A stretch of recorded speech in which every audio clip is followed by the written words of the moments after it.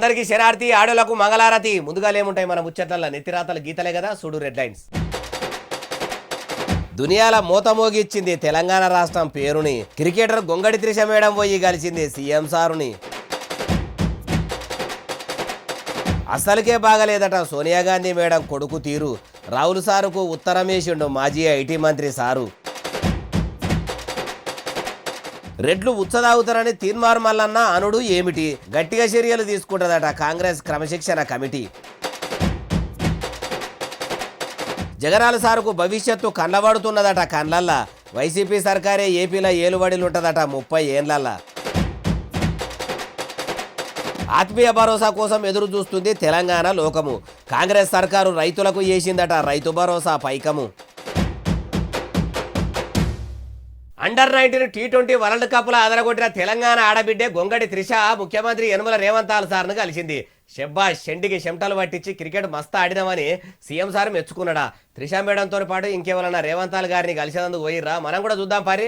ఉట్టి చేతులతో పోయి సీఎం రేవంత్ సార్ని కలిస్తే ఎట్లుంటది అనుకున్నదో ఏమో గాని గొంగడి త్రిష మేడం కూడా పువ్వుల కుండి చేతుల పట్టుకొని వచ్చినట్టున్నది కదా. సీఎం సార్ కూడా త్రిష మేడంను చూసి సంబూరంగా పలకరిచ్చిండు. ఇట్లా దగ్గరికి పోయి ముఖ్యమంత్రి సార్ చేతుల పువ్వుల కుండి పెట్టింది.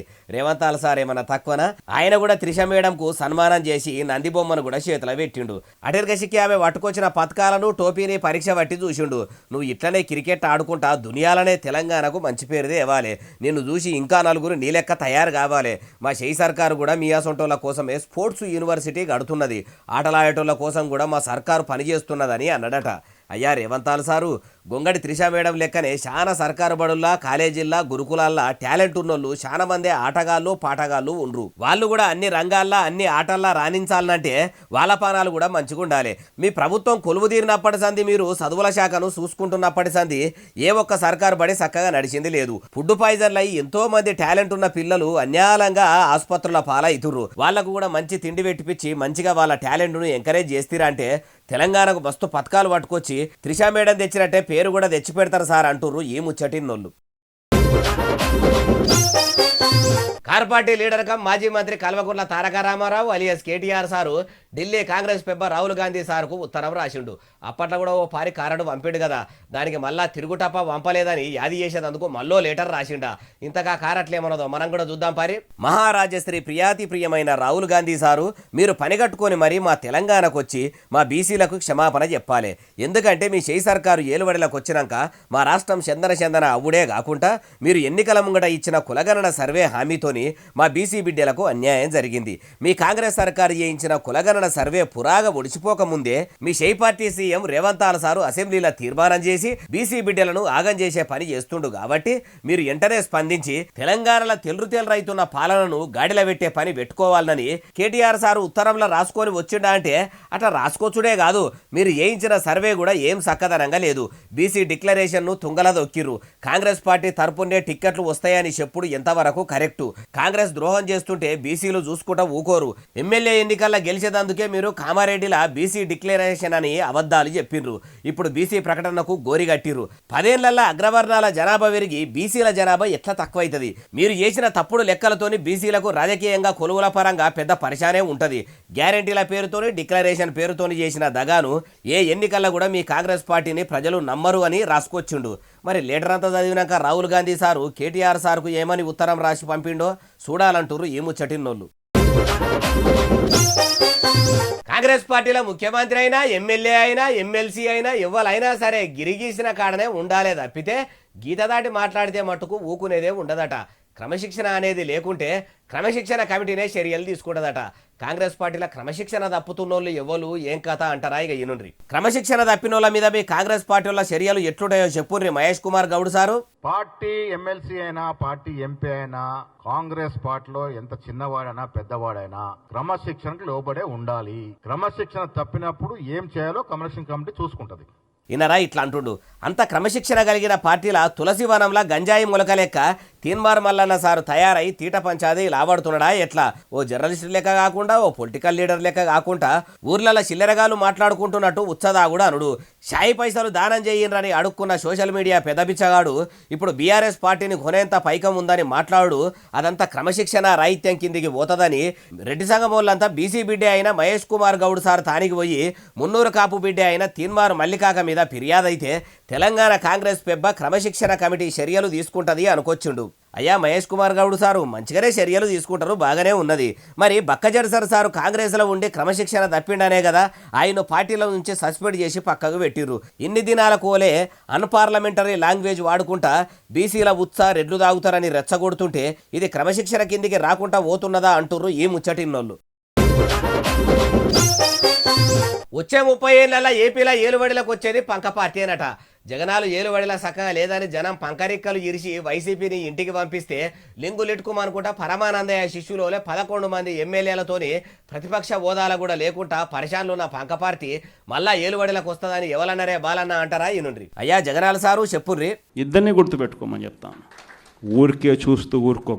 వైఎస్ఆర్ కాంగ్రెస్ పార్టీ బ్రతుకుతుంది, వైఎస్ఆర్ కాంగ్రెస్ పార్టీ ఈ రాష్ట్రాన్ని ఏలుతుంది అని కూడా ఈ సందర్భంగా చెప్తాను. ఇనరా ఏమంటున్నాడో ఇంకా మస్తుగానే అన్నాడు మొత్తం ముచ్చటి నుండ్రి. మరో 30 సంవత్సరాలు ఏళ్తామని కూడా ఈ సందర్భంగా కూడా మరి గట్టిగా కూడా చెప్తాను. అయ్యా జగనాలు సారు ఓదికు మీ పంకరిక్కలు ఇరిచేస్తే కండెన్సర్ కాడికేలి గాలిపోయి లోపటున్న కాయలు గాలినంత పని అయ్యి దాన్ని పాతినప సామానికేసి ఇన్ని శనగ బఠానీలో ఉల్లిగడ్డలో తీసుకునే కాడికి వస్తే మీరు 30 ఏళ్ళు ఏలుతామని అనబడితిరి. మీ వైసీపీ ఏలువడిలా మీరు ముఖ్యమంత్రికి ఎలగబెట్టినప్పుడు నవరత్నాలకు మెరుగుపెట్టి ఏపీ ప్రజల నసీవ మారుస్తామని ఎచ్చులకు పోతిరి. ఏమా రాజన్న కొడుకు మా తలరాత మారుస్తాడనుకుంటే ఆయన పాలనంతా రోత రోత ఉన్నదని ఎమ్మెల్యే ఎన్నికల్లా ప్రజలు మీకు చేతిస్తే మీరు నవరంధ్రాలు మూసుకునే కాడికి వచ్చే. ఇక వైసీపీ దుకాణం బంద్ అయ్యే కాడికి వచ్చింది.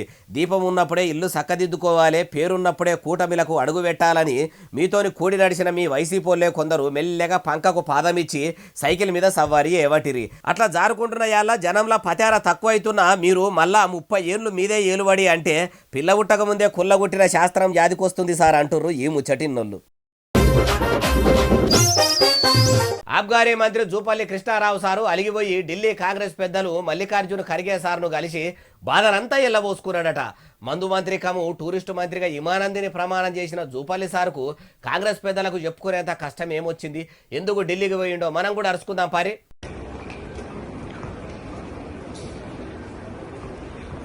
కాంగ్రెస్ పార్టీ మీటింగ్ను ఇడిచిపెట్టుకొని పని కట్టుకొని మరి కారు పార్టీకి కాలిచ్చి కాంగ్రెస్ పార్టీల షరీకైన ఎమ్మెల్యే బండ్ల కృష్ణమోహన్ రెడ్డి సార్ను ఎంటబెట్టుకొని ఆబ్గారీ మంత్రి జూపల్లి కృష్ణారావు సారు ఆగమాగం బెంగుళూరుకు పోయిండట. కృష్ణా తుంగభద్ర నీళ్ల విడుదల మీటింగ్ అయిపోయినాక ఆడికెళ్లి సాటుగా పోయి ఖర్గే సార్ను కలిసి కాంగ్రెస్ పార్టీలో జరుగుతున్న కథ మొత్తం చెప్పి ఆయనకు జరుగుతున్న అవమానాన్ని అన్యాయాన్ని మల్లికార్జున సారుకు మంచిగా అర్థమయ్యేటట్టు వివరించిండట.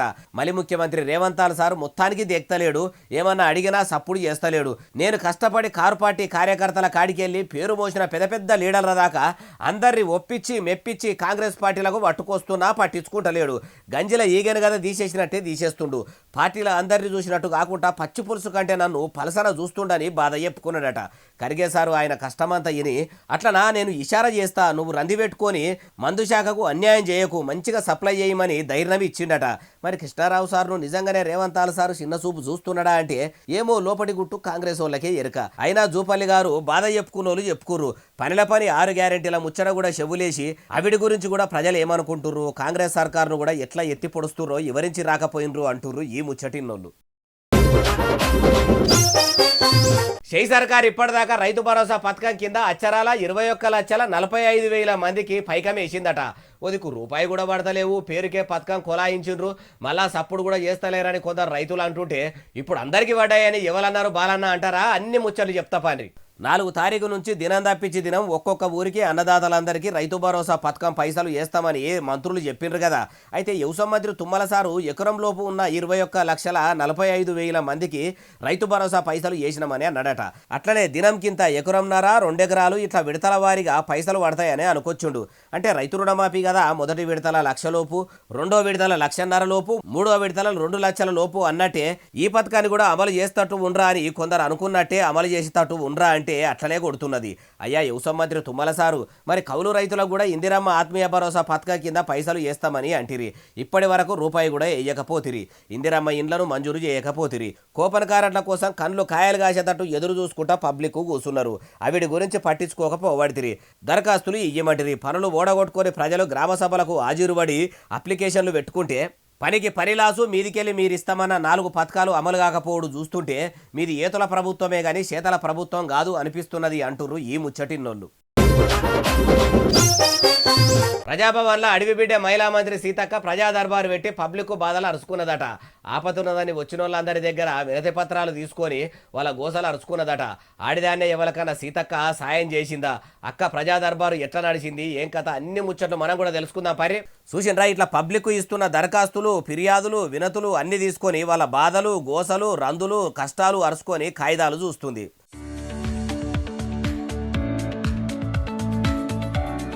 వచ్చిన పబ్లిక్ అంతా ఏం బాధలున్నాయని చెప్పిండ్రంటే మాకు ఏడాదికోలే రైతు భరోసా పైసలు పడతలేవని అన్నారా. 1,00,000 రూపాయల లోపే రుణము ఉన్న ఇప్పటి వరకు రుణమాఫీ కాలేదని అన్నారా. ఇందిరమ్మ ఇల్లు ఇస్తారని కండ్లు కాయలు కాసేటట్టు ఎదురు చూస్తున్నాము, ఇప్పటి వరకు సప్పుడు లేదు సైలేదా అన్నారా. 4,000 పింఛను ఎప్పుడు ఇస్తారని అడిగినరా. మహిళలకు ఇప్పటికీ 2,500 ఇస్తలేరని అన్నారా. ఎట్లా అంటే అనకుండా ఊకుంటారా. అక్క సీతక్క మీ చేయి సర్కారు ఏలుబడిలకు వస్తే 6 గ్యారెంటీలు అమలు చేస్తారు కావచ్చు, అన్నదాతలు ఆనందంగా ఉంటారు. అటు అమ్మలక్కలకు నెలకు 2,500 రూపాయలు వస్తాయని ఆశపడి మార్పు కోరుకొని మీ కాంగ్రెస్ పార్టీకి కాయిస్గా ఓట్లేస్తే ఏమున్నది, తుంటెత్తేసి మొద్దెత్తుకున్నంత పని అయిందని ఇప్పటికే పబ్లిక్ మొత్తుకుంటురు. ఓ దిక్కు ప్రభుత్వ బడుల్లో ఫుడ్ పాయిజన్లు, ఇంకో దిక్కు హైడ్రా కూల్చివేతలతోని పబ్లిక్ పరిశాన్లో ఉంటే మీదికెళ్ళి మీరిస్తామన్న పథకాలు అమలుగాక ఇంకా పరిశాన్ ఉన్నది. గత ప్రభుత్వ ఏలువడే గలీజ్గా ఉన్నదంటే మీ గవర్నమెంట్ అంతకు గలీజ్గా తయారైనట్టున్నది కదా అంటున్నారు ఈ ముచ్చటిన్నోళ్ళు. యాదాద్రి భువనగిరి జిల్లా కలెక్టర్ హనుమంతరావు సార్ ఏమన్నా మంచి పని చేస్తుడా? కలెక్టర్ కొలువు చేసుడే కాదు, అప్పుడప్పుడు బడి పిల్లల బాగు కోసము బడి పంతులు కొలువు కూడా చేస్తున్నాడట. ఒక గవర్నమెంట్ కొలువు చేస్తందుకే సర్కారు ఉద్యోగులకు శాతగానట్టు చేస్తారు. అటువంటిది 2 కొలువులు చేసుడేందే బాలన్న అంటారా. చూడండి.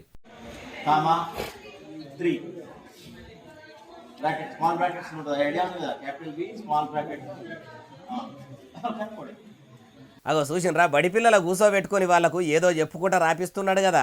హనుమంతరావు సార్ కలెక్టర్ కొలువుకు రాజీనామా పెట్టి బడిపందులుగా కొలువు కుదిరిండా అంటే కాదు, కలెక్టర్ కొలువులనే ఉన్నాడు. కాకపోతే సంస్థాన్ నారాయణపూర్ కాడున్న ఎస్సీ బాలురా హాస్టల్కు రాత్రి పోయిండు. హాస్టళ్ల సౌలతులు ఎట్లున్నాయి ఏం కథ అని చూసి ఆడనే పిల్లలతోని కలిసి నిద్ర కూడా తీసిండట. అయితే ఇట్లా హాస్టళ్ల పిల్లలు హోంవర్కులు ఎట్టెట్లా చేస్తుర్రు, 10వ తరగతి పిల్లలు పరీక్షల కోసం మంచిగానే చదువుతుండ్రా అని అరుచుకొని ఇట్లా జరసేపు చదివిపించిండట. బడి పిల్లల బాగు కోసం బాగానే ఇషారా చేసిండు. ఓ దిక్కు చేయి సర్కారు ఏలుబడిలకు వచ్చినాక చదువుల శాఖ మొత్తం సత్రోలు అయ్యింది. ఈసారి లెక్కనే రాష్ట్రంలో ఉన్న కలెక్టర్లంతా దినామో హాస్టల్కు పోయి స్కూళ్లు చెకింగ్ చేస్తుంటే ఇంకా జర మంచిగుంటది అంటుర్రు ఈ ముచ్చటిన్నోళ్ళు. ఎమ్మెల్సీ తిన్మార్ మల్లన్న అలియాస్ చింతపడు నవీన్ కుమార్ సార్కు కాంగ్రెస్ పార్టీ షోకాజు నోటీసులు పంపింది. ఏమో రెడ్లను ఉచ్చదాగుతారన్నమాట. ఇదేనా కాంగ్రెస్ పార్టీలో ఉండి ఎమ్మెల్సీగా పనిచేసేని మాట తీరు? తులసివనంలో గంజాయి మొలక లెక్క నువ్వు షైపాటిలా చెడిదేలినవా అన్నారట. దానికి మల్లికాకేమన్నాడు అరుచుకుందాం పారి. బీసీలను ఏకం చేసేందుకు రెడ్ల పార్టీ అని కాంగ్రెస్ పార్టీని, దొరల పార్టీ అని బీఆర్ఎస్ పార్టీని ఒకప్పుడు ఎమ్మెల్సీ కాకముందు టీవీల వార్తలు చెప్తున్నప్పుడు తిన్మార్ మల్లన్న సారు మంచిగానే ఎత్తిపొడిచిండు. ప్రజల మైలేజీ మంచిగానే సంపాదించుకుండు. మళ్ళా సార్ గుణం ఎసోటిది అంటే మార్కెట్ల పేరు రావాలంటే ఎవరినన్నా తిట్టి తీటక ఎంది ఇయ్యాలి, లేకుంటే తిట్లవాడి రావాలే అనే ఉంటది. అట్లయితేనే మల్లన్న గురించి జనం మాట్లాడుకుంటారు అనుకుంటాడు.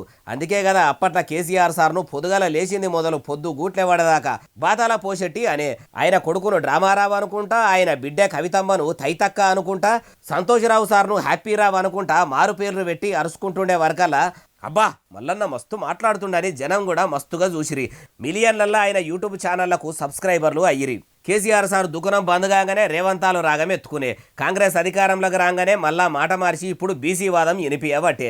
రాష్ట్రంలో బీసీల జనాభా ఎక్కువ ఉన్నది కూడా అని ఎరుకుండి కూడా తక్కువ మంది ఉన్న రెడ్డిలు దొరలు పాలన చేసుడేంది. మా బీసీ బిడ్డలంతా ఏకమయ్యి రాజ్యాధికారం దక్కించుకోవాలని మొన్న వరంగల్లో బీసీల సభల తీన్మార్ మల్లన్న సారు రెడ్డిలు బీసీల ఉచ్చదాగుతారని మలి సర్కారు చేసిన కులగణన రిపోర్టుల అన్ని అబద్ధాలే అన్ని దొంగలెక్కలే చేసిండ్రని సొంత పార్టీకి సురుకులు కూడా పెట్టిండు కదా.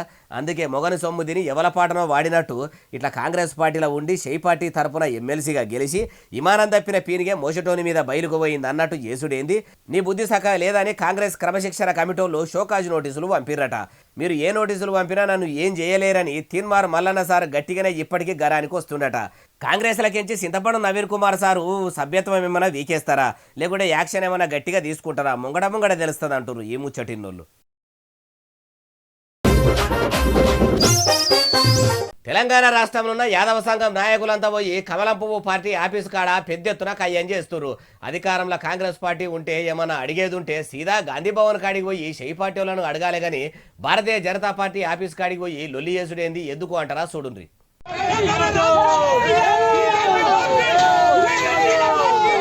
యాదవ సోదరులు ఎందుకింత కోపానికి వస్తున్నారంటే మొన్న భారతీయ జనతా పార్టీ జిల్లా అధ్యక్షులను నియమించింది కదా. అయితే బీసీలనే ఎక్కువ జనాభా ఉన్న యాదవులకు ఎవ్వలకు కూడా ఎక్కువ కాదు కదా, తక్కువ పదవులు కూడా రాకపోయేసరికి కమలయ్యలకు యాదవులంటే అంత చిన్న చూపా, మా యాదవుల బలగం ఎంతున్నదో ఎరుకుండి కూడా మా ఊళ్ళకు జనాభాకు తగ్గట్టు పదవులు ఇయ్యకపోవుడేంది. యాదవులు కూడా బీజేపీలో ఉండ్రు. కమలం పువ్వు కాడికెళ్ళి రిక్కల దాకా చిక్కగాయి నమనమ ఇగురు పెట్టుకుంటా తెలంగాణలో కూడా కొన్ని దగ్గరలో నమో మోడీ జపం చేస్తున్నారంటే మా కష్టం కూడా ఉన్నది. అంత కష్టపడుతున్న మాకు ఎందుకు ఒక్క పదవి రాలేదని లొల్లికి దిగిండ్రు. అయ్యా దేశం కోసం ధర్మం కోసం దేవులాడుతున్నామని చెప్పుకునే ప్రధాని నరేంద్ర మోడీ సారు వాడిపోతుంది అనుకున్న మీ కమలం పువ్వును తెలంగాణలో యాదవులు ఎగురువెట్టిస్తుంటే భారతీయ జనతా పార్టీ కోసం బాగా కష్టపడుతున్న యాదవులకు మీ తెలంగాణలో కమలయ్యలు పదవులు ఇవ్వకుండా పరిశాన్ చేస్తున్నట. ఇదెక్కడి న్యాయం? మీ పార్టీ కోసం తన్లాడుతున్న వాళ్ళకే న్యాయం చేయకుంటే ఇంకా మీకు ఓట్లేసే ప్రజలకు మీరేం న్యాయం చేస్తారంటుర్రు ఈ ముచ్చటిన్నోళ్ళు. కాకినాడ సుబ్బయ్య హోటల్లో కాలం జల్లిన సామాన్లు వస్తువులు వాడుతురట. సుబ్బయ్య హోటల్లో శుభ్రంగానే వండి పెడతారు అనుకొని పోయి తింటిరా అంటే మీ అంతలో మీరే రోగాలు కొని తెచ్చుకున్న వాళ్ళు అవుతారు. అగో అంత పెద్ద హోటల్లో అన్ని మంచి సామాన్లే వాడతారు కానీ డేట్ అయిపోయిన వస్తువులు వాడు ఏంది అంటారా? ఇగో చూడండి. ఇగో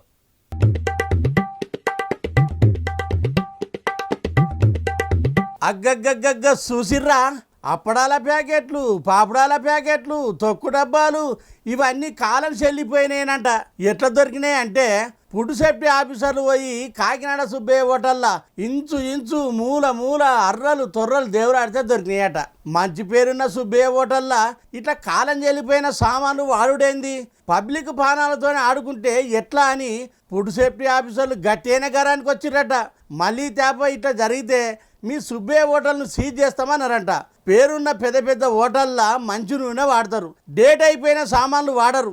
అందులోకే పోయి తినాలని కాకినాడ సుబ్బయ్య అసంటి హోటల్లో పోయి కూడు తింటే పాడు మల్లె బీమారు మీకు వచ్చుడు గ్యారంటీ. అంత తినాలనిపిస్తే ఇంటికాడనే తిని బయటికి వెళ్ళుర్రి, అంతేగాని ఈ అడ్డమైన కూడు తిని ఆసుపత్రిలో పాలు కాకండి అంటుండ్రు ఈ ముచ్చటి ఇన్నోళ్ళు. సర్కార్ ఆఫీసుల్లో ఉన్న కంప్యూటర్ల మీద పని చేస్తున్న వాళ్ళు ఎవ్వరు కూడా చాట్ జీపీటీ, డీప్ సీక్ అనే ఏఐ యాప్లు వాడొద్దని సెంట్రల్ సర్కారు ఉద్యోగులకు నోటీసులు పంపిందట. ఎన్నో యాప్లు ఉన్నాయి, ఆ యాప్లను కాదని ఈ ఒక్క 2 యాప్లనే వాడొద్దని ఖుద్దు కేంద్ర ప్రభుత్వం ఎందుకు చెప్పింది?